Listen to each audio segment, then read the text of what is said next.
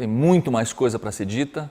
Infelizmente a gente tem um tempo limite para essa videoaula. Quem sabe a gente depois tem a oportunidade de separar os assuntos para poder ser um pouquinho mais específico. Eu separei o assunto equalizador porque é bem importante, é uma coisa que a gente usa muito no nosso dia a dia e é isso que eu queria falar agora. O equalizador dessa mesa são esses 4 botões amarelos aqui, esses 4 knobs, giratórios. O primeiro, e é sempre assim, é o dos agudos. Sempre você vai ver as coisas dispostas na mesa de som assim, agudo para o grave. Aí se eu tenho um equalizador com 4 deslizantes como esse, vai ser agudo, médio e grave.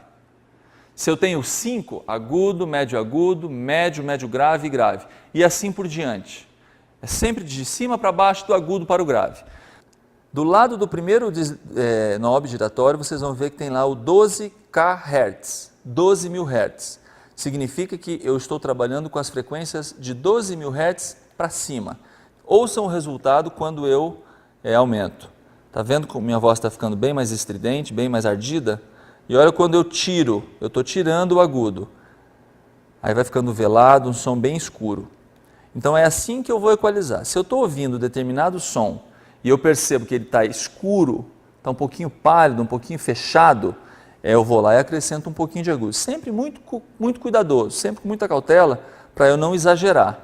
Então aí eu cheguei numa quantidade gostosa, está agradável, não está muito agudo, porque eu não posso exagerar, nunca, nem para mais nem para menos, porque você vê, se eu exagero o agudo, olha só como fica muito S, fica ruim o som, fica ardido.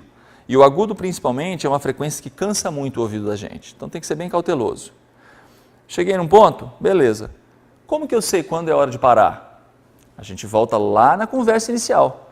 Lembra que eu falei para vocês que a coisa mais importante é a referência que eu tenho? A hora de parar eu sei quando o meu ouvido diz que eu tenho que parar. O meu ouvido diz que eu tenho que parar de acordo com aquela referência que eu tenho aqui, na minha cabeça.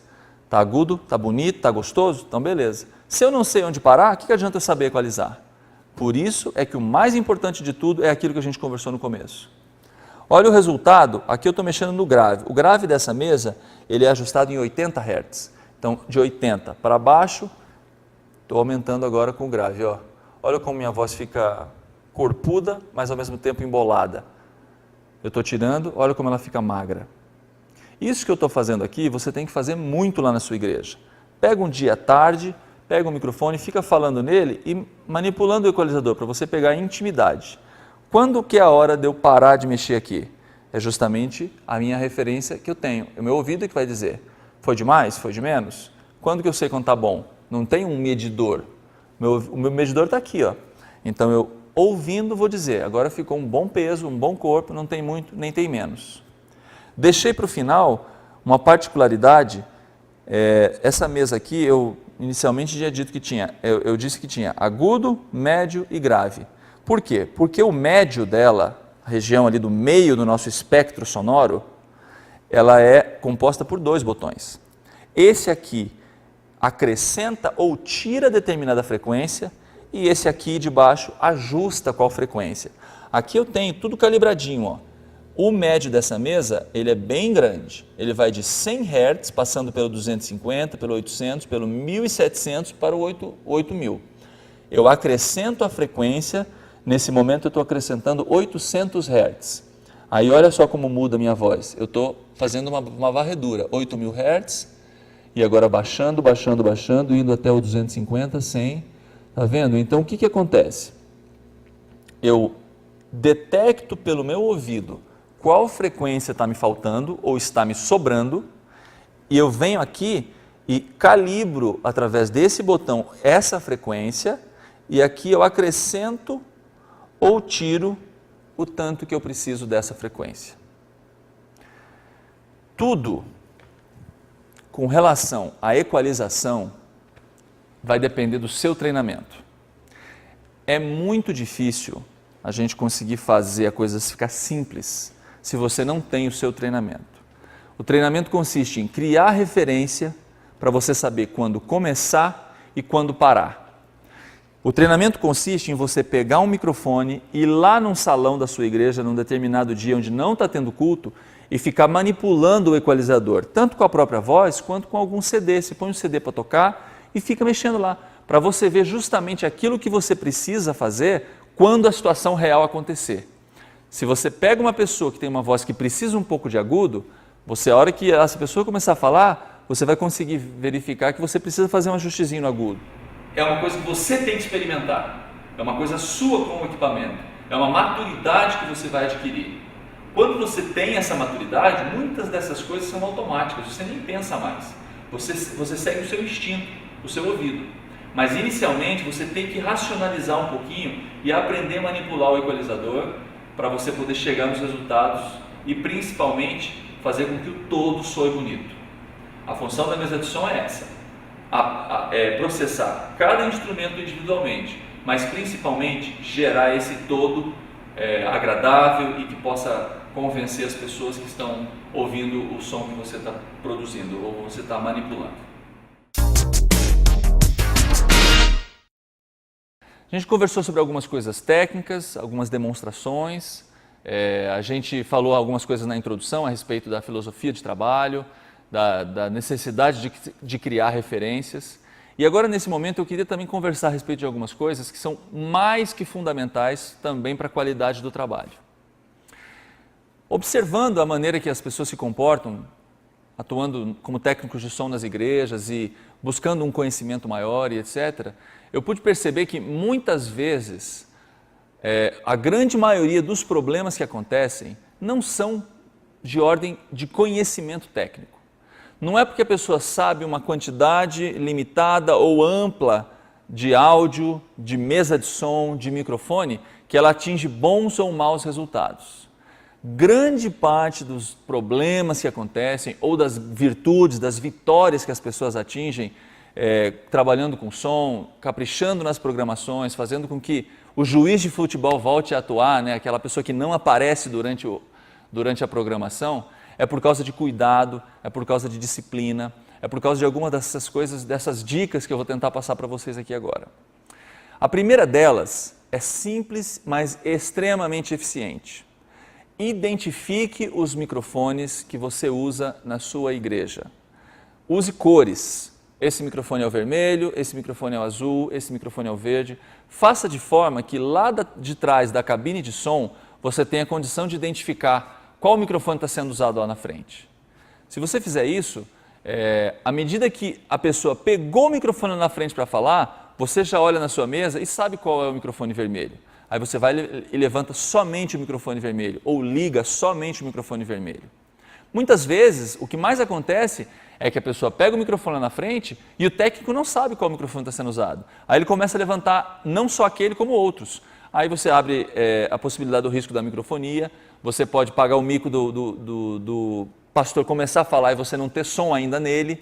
Então você tem que tomar muito cuidado com esse tipo de coisa. E é uma coisa tão simples de se arrumar. Identifique com cores. Os instrumentos, identifica na mesa. Canal 20 é violão, canal 21 é teclado, canal 22 é guitarra e assim por diante. Não deixe que isso fique no esquecimento. Não confie tanto assim na sua memória. Porque pode ser que você fale assim, não, eu vou lembrar. Só que lá no meio você acaba não lembrando. Um outro problema é que às vezes você tem os microfones organizados lá na frente. Você fala assim, não, eu sei que o da esquerda é o 1, o do meio é o 2 e o da direita é o 3. Mas só que a pessoa que pegou para falar acabou invertendo os microfones. E aí você já não sabe mais quem é quem na mesa de som e nos microfones. Então, identifique os microfones. Uma outra coisa legal.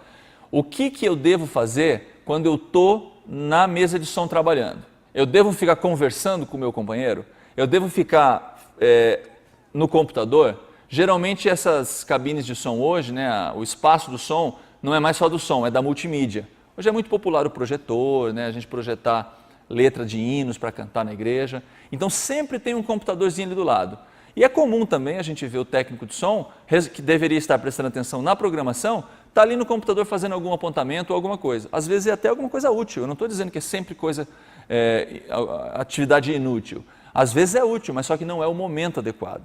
Então é fundamental que você, técnico de som, preste atenção durante a programação. Você não está assistindo, você está participando da programação. A pessoa que está lá na frente, o diretor da escola sabatina, ou então até a pessoa que está passando a lição em geral, ele não está distraído, porque a responsabilidade da programação está em cima dele. A responsabilidade da programação também está em cima de você. Não fique desatento, não fique fazendo outras coisas, não fique conversando. Se você estiver com a cabeça na programação, com o olho no que está acontecendo, a possibilidade de você cometer um erro e estragar, entre aspas, de certa forma, a programação é muito menor. Então preste atenção. Você vai ficar atento às cores dos microfones, vai ficar atento ao playback que tem que ser usado naquela hora, atento a qual música que deve ser tocado de determinado CD. Isso me puxa para uma outra preocupação que você, técnico de som, tem que ter, é sua responsabilidade. A culpa é de quem quando você solta a música errada no CD? É sua ou é da pessoa que te falou que o número era errado? A responsabilidade é sua. É claro que pode ser que a pessoa se confunda. O cantor vem te dar o CD para tocar o playback e fala que a faixa que você deveria tocar é a 4. No final você toca a 4 e não é. Aí acontece aquela coisa chata de você ter colocado o playback errado e ter que parar a música para soltar o playback certo. Por que a responsabilidade é sua? Porque você tem que ouvir esse playback antes de apertar play para a igreja inteira ouvir. Você tem que pegar esse playback com tempo suficiente para ouvir ele, de preferência do início ao fim, no seu fone de ouvido, para ver se o playback está bom, se o CD não está arriscado, para ver o volume que você vai botar do playback, para ver se não está distorcendo a mesa. Essa responsabilidade é sua. Se você não se colocar numa posição de conforto, de segurança, se protegendo, o erro vai cometer e o erro vai ser seu. Não é do cantor que falou que o playback era errado. É claro que existem extremos, existem momentos onde dá uma correria, você tem que resolver o problema naquela hora. Mas, de regra geral, o que eu quero dizer com isso é que você tem que se organizar como técnico de som. Você tem que moralizar o departamento. O ideal é você conseguir ouvir antes tudo que vai ser tocado. Seja um playback, seja um fundo musical. Você precisa fazer com que, a hora que você apertar o play e toda a igreja ouvir, você sabe o que vai ser tocado, você sabe que é a música certa, você sabe que o volume está bom e assim por diante, todas as outras coisas. O meu ponto aqui é que você tem que se organizar, não pode deixar sopa para o azar. É um ditado, né? Porque muita coisa, quando você está mexendo com tecnologia, muita coisa pode fugir do seu controle sem você querer. Então você tem que ter a maior parte das coisas no seu controle, na sua segurança, para você poder cometer menos erros. Já falei uma coisa aqui, que também funciona contra a microfonia. Você identificar os microfones para que você não levante o microfone errado. Se você levanta o microfone errado e ele está posicionado no lugar que é propício a dar microfonia, é claro que vai dar microfonia. Você levantou o microfone que não era para ter levantado. Se você tem tudo indicado por cores, tudo mapeadinho, você vai sempre levantar o microfone certo e a possibilidade de microfonia vai ser muito pequena. Quando eu estava falando de equalização, eu falei mais um tópico. Tomar cuidado com as quantidades ao mexer no equalizador. Sempre muito cuidadoso, muito sutil. Se você coloca muito agudo, por exemplo, num determinado microfone, pode ser que você tenha uma microfonia de agudo, porque o agudo ficou tão alto que começou a realimentar. Então, microfonia. Primeira coisa, você tem que trabalhar com a causa e não tratar as consequências. Ajuste a causa. Posicione melhor o seu equipamento, calibre bem o seu equipamento. Gasta um tempo no domingo lá, ajustando o perfeito volume do microfone, até onde eu consigo ir aqui com esse canal antes de ter algum problema. Procure ajustar todas essas coisas que a microfonia provavelmente vai parar de perseguir a sua vida. Existem alguns equipamentos, o Feedback Eliminator, tem algumas coisas assim que de certa forma funcionam. Mas eu particularmente não gosto de usar essas coisas, esses eliminadores de microfonia. Porque eles, além de tirar a microfonia, eles também começam a tirar partes boas do som. O seu som vai começar a ficar meio sem graça. Então, só use isso em último caso e procure convidar uma pessoa bem especializada, com boa experiência, para calibrar esses equipamentos. Eu tenho certeza que se você posicionar as coisas direito, do jeito que eu coloquei naquele desenho ali atrás, e tomar cuidado na operação, a microfonia vai parar de ser um problema na sua vida. Gente, o assunto do áudio é um assunto muito vasto. É difícil a gente conseguir, com poucos minutos, com alguma hora e pouquinho, conversar sobre tanta coisa que a gente tem que conversar. É por isso que desde o início eu mencionei que essa videoaula ela serve para te dar tirar a nuvem da sua frente, para clarear o seu horizonte. Isso aqui é mais uma coisa para fazer você buscar conhecimento do que para te agregar conhecimento. É claro que algumas coisas práticas e úteis a gente conversou aqui, a gente procurou tirar um pouquinho do desconhecido para vocês, mas que isso aqui sirva muito mais para você se despertar um técnico de som do que qualquer outra coisa. Busque conhecimento, um curso, uma revista, um livro, qualquer coisa que possa te trazer novidades, trazer novas informações. Falei dos manuais, procure ler manual, é fundamental isso, se você quer aprender alguma coisa nova. Não ache que o básico é suficiente, tente sempre crescer. Lembra, você é um semiprofissional, você não está provavelmente sendo pago ainda para ser técnico de som da sua igreja, mas trabalhe como se aquilo fosse o seu ganha-pão. É fundamental que isso aconteça para você conseguir atingir objetivos, para poder realizar bem o seu trabalho. Eu vou deixar aqui 2 contatos, vou deixar o meu e-mail e o meu perfil no Twitter para você, se você tiver alguma dúvida, quiser trocar alguma ideia. Dentro da minha possibilidade, como eu falei, o meu trabalho não é exatamente esse, eu sou um profissional de estúdio, mas dentro do que eu puder, eu vou poder tentar te ajudar, vou te tentar orientar de alguma forma.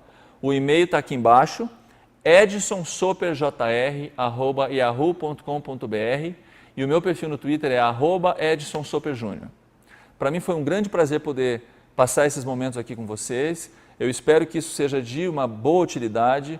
Obrigado ao pastor Elmar Borges pelo espaço, pelo convite, de poder repartir um pouco do meu conhecimento, da minha experiência com vocês e que essa videoaula, que esse pequeno treinamento aqui possa ajudar você a atingir o nosso principal objetivo, que é ter uma igreja organizada, que é ter uma igreja com um funcionamento do sistema de som perfeito, para que o nosso culto seja uma coisa gostosa, prazerosa, tanto no aspecto musical, quanto na mensagem que a gente recebe dentro da igreja, como também no trabalho da sonorização, que é aquilo que a gente está fazendo. Muito obrigado e sucesso!